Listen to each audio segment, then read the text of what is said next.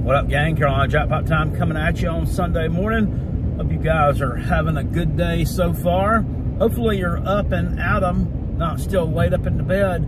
Some of you might have had a little bit too much to drink yesterday, a little bit too much cold beer.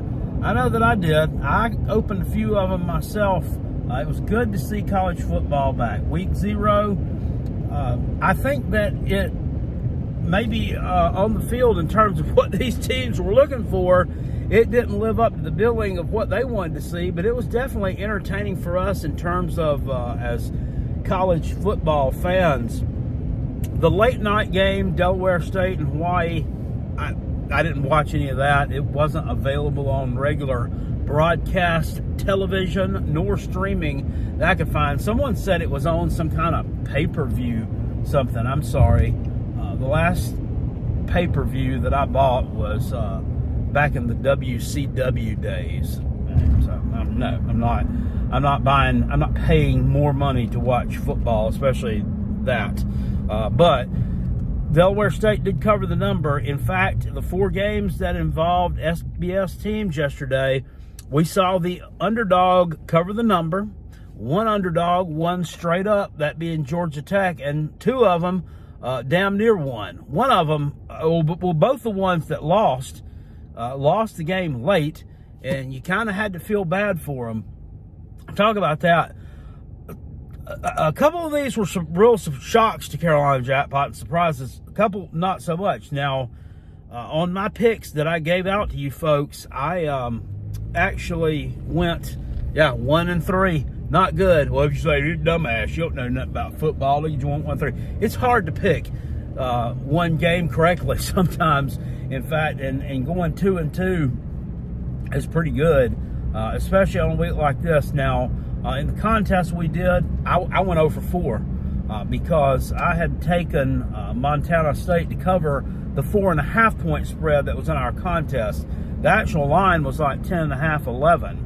And I took New Mexico State, and I told people they should take New Mexico State at that at that line because I felt like Mendenhall would keep it close, and that damn hook got me in the contest. That wasn't surprising to me. I thought that New Mexico would come out and punch them in the mouth. I knew that Bronco Mendenhall is a very good coach, and he's going to resurrect his career at New Mexico, and he'll make something out of New Mexico. Problem is, nobody much is going to care anything about it because it's New Mexico.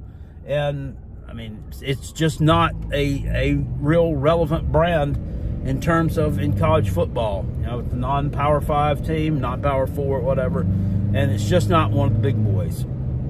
So, we'll have that happen. The Delaware State-Hawaii thing. Delaware State covers the number. The game was tied right into the second half, and then I think Hawaii pulled away.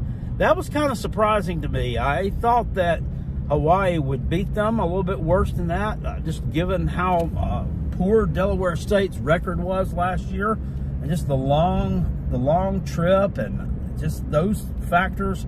I thought Hawaii would be a little bit more successful there. I don't know. They're playing UCLA next week, so they may, have kind of toned that thing down a little bit. I think they play UCLA in 2 weeks, maybe. Maybe that's right. I'm not sure. Who knows? Who really cares? But maybe they didn't want to show their entire game plan because maybe they think they could actually beat UCLA. I don't know. I think they probably could. But that game, and weird thing about that one, I didn't know this, and I heard it on a podcast I listened to about gambling, that Oregon was actually supposed to be the opponent for Hawaii in this Week 0 matchup before the Ducks joined the Big Ten. They were actually supposed to play each other in Week 0. Found that interesting. So that's how Delaware State came into the equation. If you were wondering, like, why in the world, like, I can understand Hawaii taking on an FCS team like, I don't know, a Portland State or one of those California FCS programs, but that's a long trip. So I had to scramble and get somebody at the last minute after schedules were made. The Nevada SMU thing, I'm telling you, SMU was getting pushed around on the line of scrimmage by Nevada. And that's why I've been kind of hesitant on them. I put them as a dark horse team to maybe make the ACC championship game. But my real dark horse was NC State. I said SMU, it was a possibility to make it. After seeing that last night, I'm not too sold on that.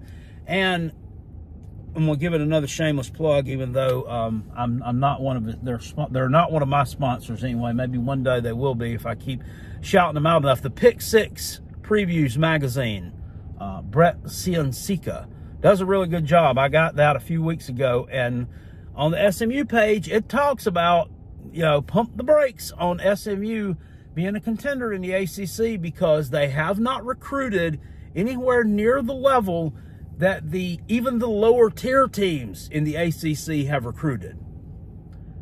That kind of maybe bore itself out a little bit last night. They got pushed around by a less talented team. I did not see that coming, though. I mean, I thought they would pour it on because Nevada is one of the kind of teams that they have been laying it on the past few years, you know, and running the score up on. So it's just crazy. Nevada seems to not perform well in the Mountain West Conference games, but they seem to do okay out of conference. I mean, they played Kansas last year, and they damn near beat them at home. A lot of people have forgotten about that one, and I had forgotten about it as well.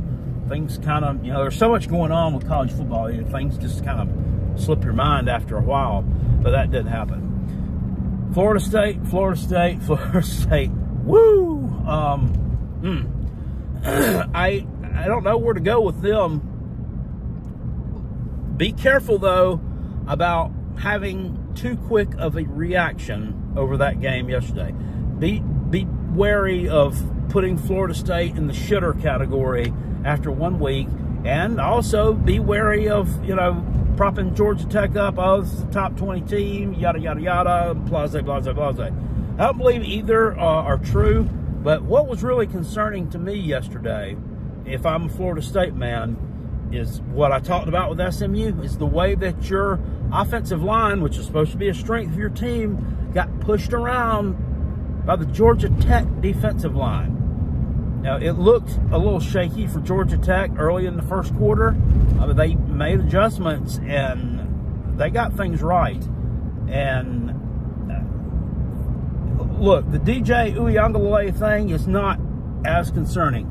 Look, DJ Oogie Badoogie, whatever we want to call him, he can't throw the football. Okay, he was a crappy quarterback at Clemson in terms of throwing the football. He was not a good quarterback at Oregon State in terms of throwing the football. He's not going to be a good quarterback for you in terms of throwing the football. I mean, you know what you got when you went out and got him. You're supposed to be able to lean on your run game and punish teams, and that didn't happen. The Binky Williams transfer from Alabama, I mean, he looked okay. He scored a touchdown from like a yard out, but I mean, other than that, really didn't do much. The other guy, Toe Feely, he was a non-factor pretty much. And then the one guy, Lucas, who was he's like your third string running back. He rushed 2 times for 13 yards, 6.5 yards a carry. So, you know, you can tell I read my stat line. I just look at these things. 6.5 yards a carry. I mean, why did he not get more touches? Look, these things don't make any sense to Carolina Jackpot. But you know, you got whooped up front, and that's why you lost that ball game, and that's pretty concerning. And I don't know that that's something you can necessarily fix in 1 week. South Carolina was getting whooped up front in terms of the offensive line last year, and they really didn't get it fixed all year long.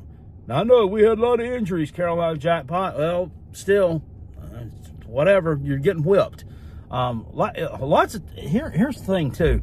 Lots of times when you're getting whipped, you're more likely to get injured than you are when you're whipping somebody. You ever think about that? And people could sit there and tell me about the Under Armour cleats and about the playing young freshmen and everything else, all they want to in terms of getting hurt. But you know, when you're whipping somebody, you are not going to get hurt as often as when you're getting whipped.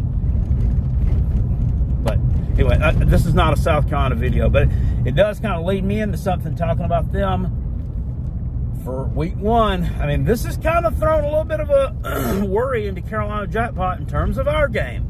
And it should throw worry to anybody in terms of who you're playing, unless you're just playing an absolute nothing burger next week. And Old Dominion's not an absolute nothing burger. I mean, this team has made bowl games in the past. They've knocked off Virginia Tech twice, almost knocked Wake Forest off last year, should have beaten them, in fact. So, you know, it's not like we can just roll the football out there and expect to win this game. And obviously yesterday's action should definitely tell you you can't just roll the ball out there and expect to win.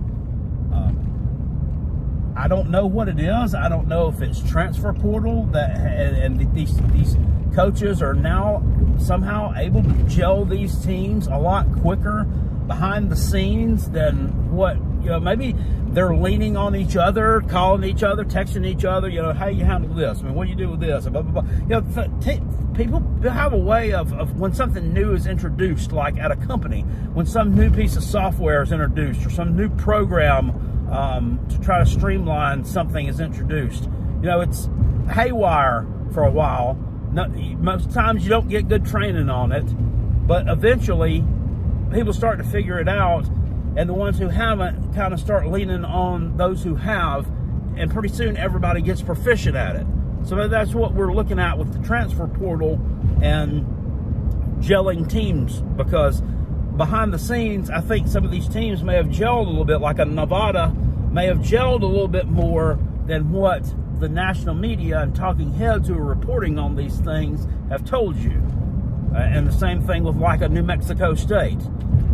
And maybe a team like a Florida State has not gelled as much as what you would think that they would have. Anyway, just some points to ponder. It kind of makes Carolina Jackpot a little leery of playing Old Dominion next week. And hey, I don't care, you know, so much about covering the number. That really doesn't bother me. I want to win football games. I mean, I don't, you know, I gamble on college football games.